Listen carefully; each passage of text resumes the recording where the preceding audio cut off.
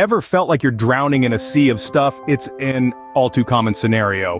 But what if there was a way to break free from the clutter, to make space for the things that truly matter?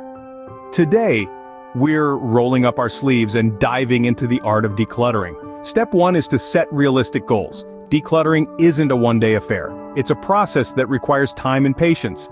Begin by choosing an area to start with. It could be as small as a drawer or as big as a room. The key is to start small and gradually work your way up. Step 2 is to sort items into categories. This is where the 4-box method comes in handy. Label 4 boxes as keep, donate, sell, and discard. As you go through your items, place them in the appropriate box. Remember, the goal isn't to empty your life, but to make room for what brings you joy and value. Step 3 is to tackle sentimental items last. These are often the hardest to part with. But remember, letting go of the physical item doesn't mean you're letting go of the memory. Consider taking a picture of the item before parting with it. This allows you to keep the memory without holding on to the clutter. Step 4 is to find a place for everything.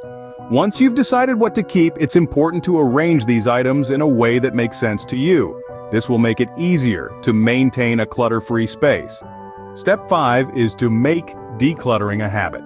Just as clutter doesn't appear overnight, maintaining a clutter-free space requires consistent effort. Making a habit of decluttering regularly will help keep the clutter at bay. Now let's take a moment to recap. The journey to a clutter-free life begins with setting realistic goals. Starting small and gradually working your way up can make the process less overwhelming. The 4-box method is a useful tool for sorting items into categories. Remember, the goal isn't to empty your life, but to make room for what brings you joy and value. Tackling sentimental items last can make the process a little easier.